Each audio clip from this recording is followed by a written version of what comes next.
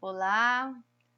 Na aula de hoje vamos discutir um livro de literatura africana, um livro infantil do escritor angolano chamado Ondjak. O nome do livro é O Convidador de Pirilampos. Vocês podem até pensar, mas professor, eu estou no 8º ano, como assim me fazer ler um livro infantil? Vou dizer uma coisa para vocês. Lembram quando a gente conversou sobre a língua portuguesa escrita pelos escritores africanos? Que eles têm esse objetivo de recriar a língua portuguesa, de reinventar com vários neologismos, com palavras inventadas. Imaginem esse desejo de recriar a língua num livro infantil. É por isso que eu pedi para vocês lerem. Na minha opinião, esse é um dos livros mais filosóficos que eu já li, pessoal. É um livro infantil.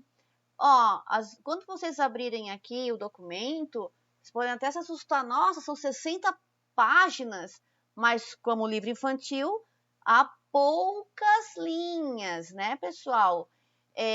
Há muita ilustração. Então, justamente, não se assustem com a quantidade de páginas. Esse escritor é um escritor jovem, o Ondjak, ele é angolano e ele vai escrever literatura jovem, romance, livros infantis. Então é um escritor muito dinâmico, né? com várias vertentes. Esse é um dos livros mais bonitos dele e o título é Convidador de Pirilampos. O que é pirilampo, professora? Pirilampo é vagalume. E antes de falar um pouco sobre o livro, eu só queria lembrar, pirilampo, vagalume, são palavras, né? E são seres que aparecem muito na literatura, são muito poéticos. A gente pode nos perguntarmos, mas professora, por que pirilampo, vagalume é tão poético?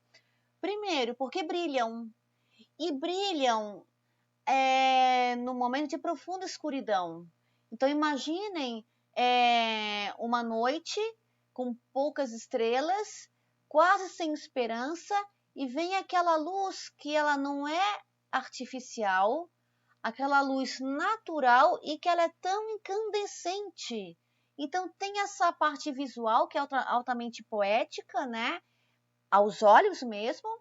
E outra coisa tem que pensar, o pirilampo, o vagalume, eles só brilham quando querem se comunicar, se reproduzirem com outros pirilampos, com outros vagalumes. Eu posso até falar poeticamente para vocês, os vagalumes só brilham por amor. Então, aparecem em vários livros o vagalume, porque é um brilho altamente incandescente e é um brilho de amor. É quando um vagalume quer se unir a outro vagalume. Infelizmente, com tanta poluição, os vagalumes estão morrendo. Isso é fato, para além da literatura.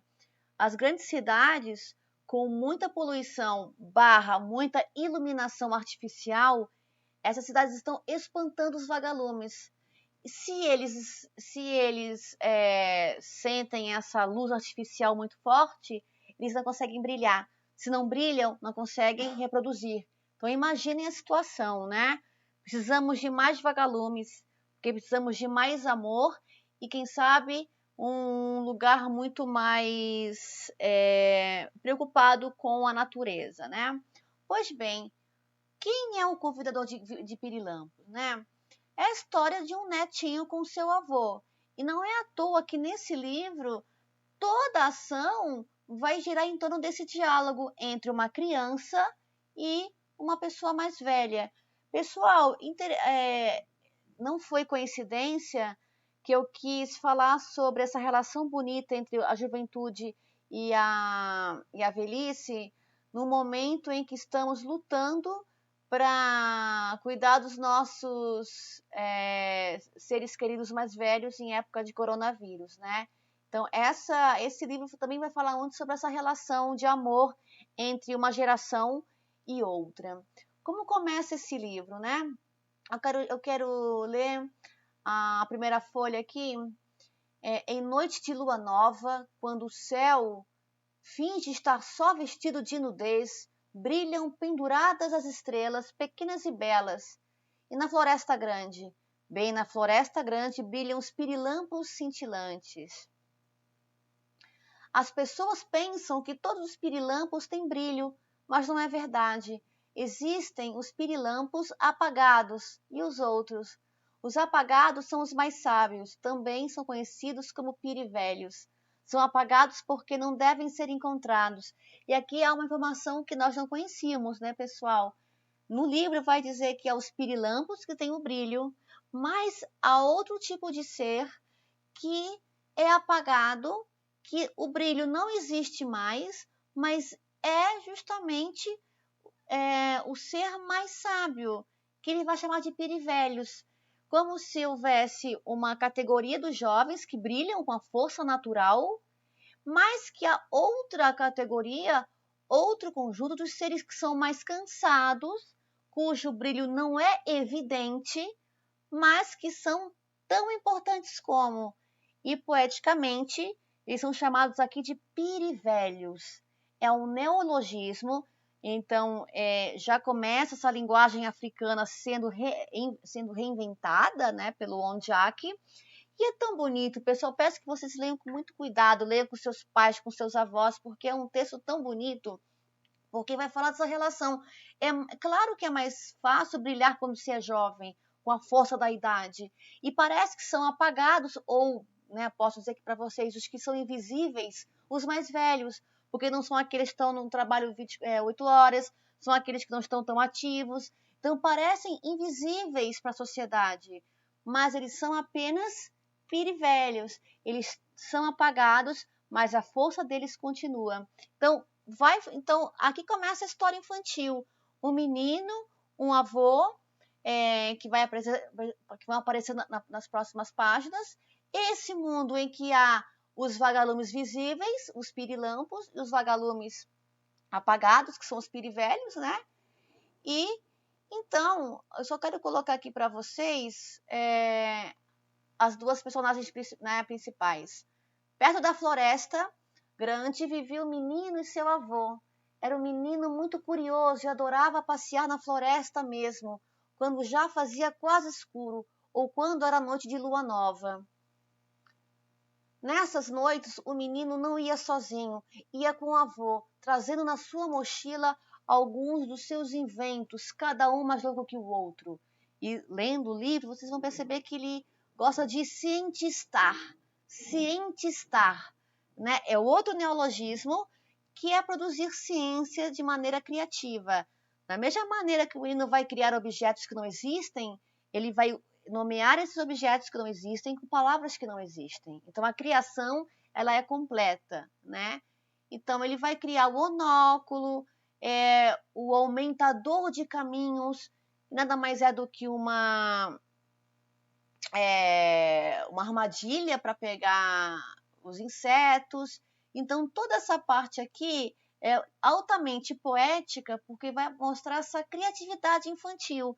Pessoal, e atenção, a criatividade infantil também vai percorrer a linguagem do Ondiak, porque o menino é criativo em criar objetos e o Ondiak vai ser criativo para criar essas palavras novas, né? Não vou fazer resumo do livro, pessoal. Eu estou aqui só ajudando-os a entender um pouco como ler o livro, né? E ele vai falar que ele quer caçar os pirilampos, né? E o mais interessante é que ele vai se comunicar com os pirilampos via código Morse, né? Só que no caso aqui serão os piscares dos vagalumes. E eu queria só, passando mais as páginas aqui, porque uma das mensagens mais bonitas do livro é essa relação entre o menino e seu avô, essa relação de respeito, mas também de confidência. Ele não se sente afastado do avô porque ele é mais velho, pelo contrário, o seu avô é um grande confidente. Ele vai contando as histórias que vocês vão precisar ler para entender, para realizar as questões, né?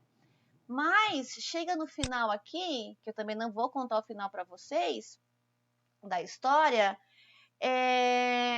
vai falar sobre essa magia que está no brilho dos vagalumes, né? E aqui eu vou contar um pouco essa parte porque me interessa, que o menino vai falar para o seu avô que existe uma relação de amor entre os pirilampos e os pirivelhos. Eu até tirei da página aqui porque não é resumo, pessoal. O que ele vai dizer? Que existe uma missão entre os pirivelhos e os pirilampos. E qual é a missão desses dois conjuntos, né? Os pirilampos, eles têm a missão de perpetuar a mensagem dos pirivelhos. Traduzindo, por que os pirilampos brilham? Por que os vagalumes brilham? E o menino vai entender isso conversando com o vagalume. É uma história infantil, então vai ter esse mundo fantástico, né, pessoal? Então, nessa conversa, a partir do código Morse, né, o pirilampo vai conversar com o menino e ele vai pedir para voltar para casa, porque ele tem uma missão muito importante com a sua comunidade, com o seu conjunto, com sua tribo, com sua família. O brilho dos vagalumes só surgem da comunicação com os mais velhos. Ou seja, aqui no caso, se eles estão brilhando nessa arapuca, nessa armadilha, o brilho não vem dos próprios vagalumes. Eles vêm das mensagens dos mais antigos, dos mais velhos. E se afastam os mais antigos dos mais jovens, a luz ela vai se apagar. É tão interessante pensar então nesse texto que a grande luz e a grande sabedoria ela vem dos mais velhos, dos nossos pirivelhos, e que a nossa luz, a que nós temos, ela só persiste se houver esse respeito com a luz que já apagou.